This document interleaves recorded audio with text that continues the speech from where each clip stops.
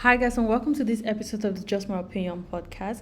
On this podcast, we talk about everything entertainment and so much more. We share our opinion, like the title goes, Just My Opinion. So at the end of the day, it's just our opinions. Feel free to drop your opinions in the comments below if you disagree or if you agree with us. We are always open to hear from you.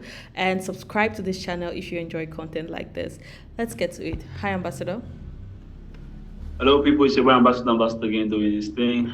Okay, so today we're going to be talking about several comments made by PhillBill. So PhillBill said, I grew up knowing Cameroon is a bilingual country where they speak both French and English, and my sons they speak both languages. I don't understand why some people say I am ashamed of my culture, and why do I only sing French?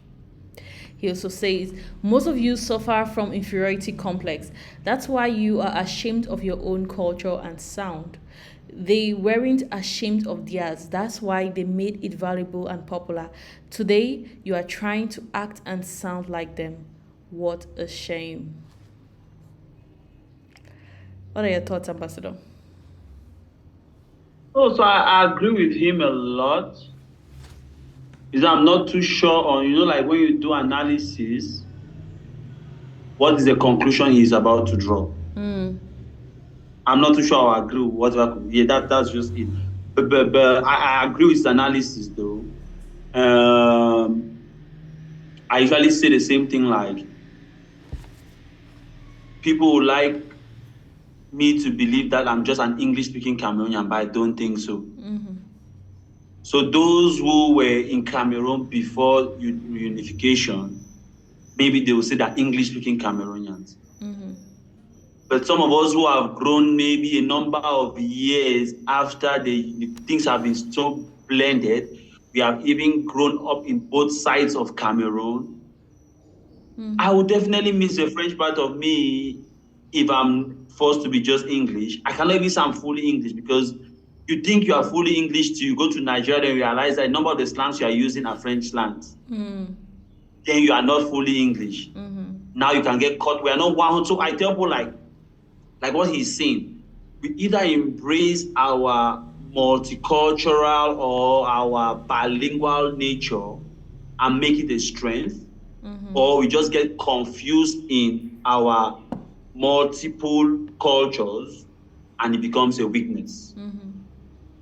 Yes. So with that being said, our strength is like what PhillBill does. You could sing in French, you could sing Makossa, you could sing Coupé de Calais, because I remember one time he used to imitate these Arafat things very well, PhillBill. I think so. I heard him do some Arafat imitation very well. Sing some Makossa in French. But he can still jump and then sing Afrobeat like a Nigerian. That's our strength. We can appeal to the whole of Africa because we are bilingual.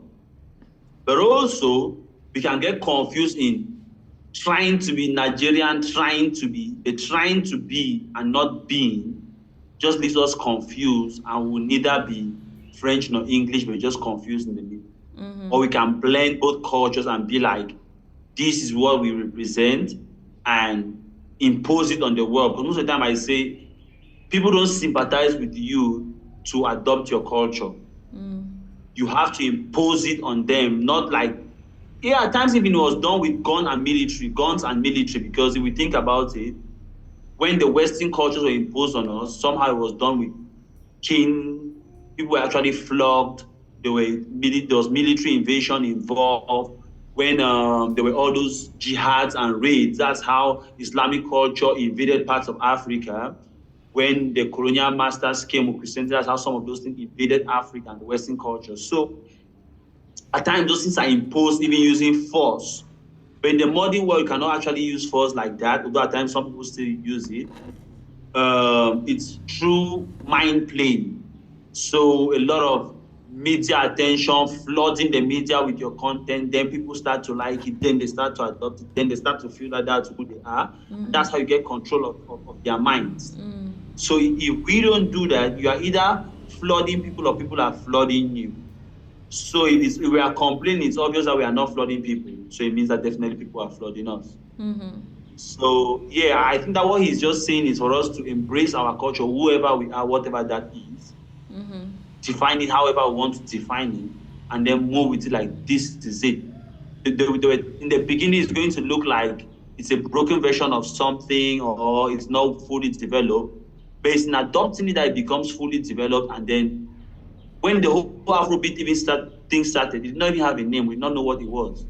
But when it happens too much and people are forced to want to have to refer to it, then they have to look for a name to refer to it. And then now it becomes an adopted name. And then we start giving characteristics to it like, okay, it's the whole Ankara thing, the official dressing of Afrobeat. It's pidgin English, the language of Afrobeat. I'm just saying random things. Huh? It's this kind of drums to it. Now, what is the thing that defines? So all of those intellectual discourse start coming after people have put in consistency in doing something.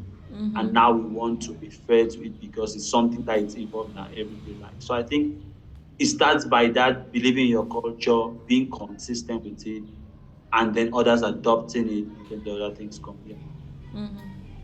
Yeah, I think adopting your culture, being very proud of your culture, people seeing how much you enjoy your culture. I think you having so much fun doing something, it makes it contagious. So, and the more you do that over and over again and put that culture in people's faces over and over again, and they see how much you enjoy it, it's something that is contagious, and definitely it's a way to get people to fall in love with that culture.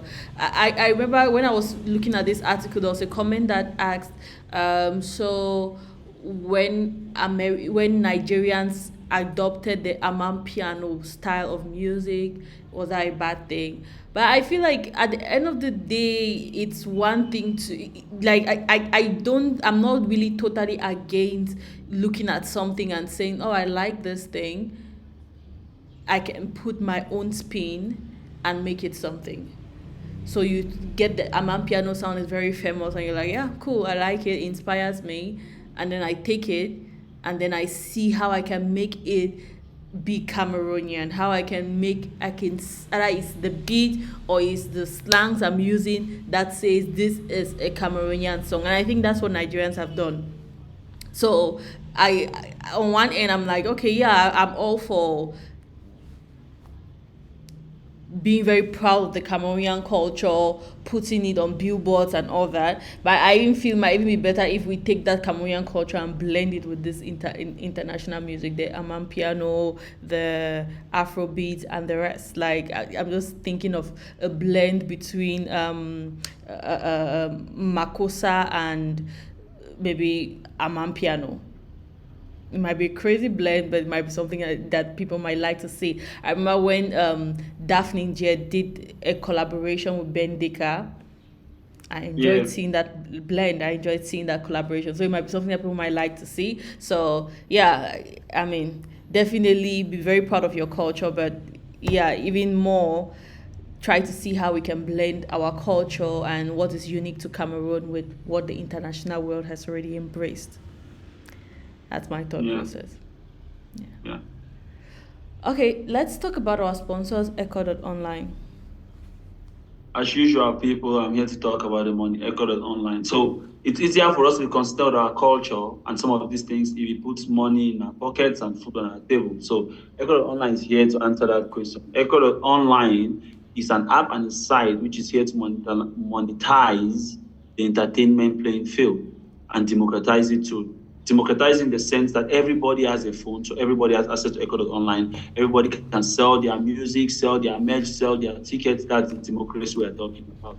Monetize in the sense that we are giving people access to make money off all of these things. So how do you go about it? First, create a profile. Go on all your social media handles. Encourage your fans to come and follow you on Echo.online. When that is done, you start building a community. Once you have a significant number as a community, then you can start monetizing your art by getting your followers to stream your music, buy your merch, sell tickets for events and things like that. Usually, I just tell people that lots of interesting features on Echo.online. The site's under construction. Some of the features are already live, some are still under construction. But those who jump on board early enough will have the experience of one, close proximity or proximity with the team, where they could modify certain things and adapt it to meet your needs, and also exposure which the whole site is going to be getting you're going to get the most, because those who jumped on YouTube first became millionaires just because they got the best endorsement deals and YouTube struggled to meet their needs. So jump on Echo Online and then share the success story with us. Also, if you upload your music on Echo Online, put the link on any of our comment sections and we're going to pick it up and then push it as hard as we can. So jump on Echo Online and then share the success story with us. Thank you guys for tuning into this episode of the Just My Opinion podcast. Make sure to subscribe to our channel, hit the notification button, and see you guys next time. Bye, guys.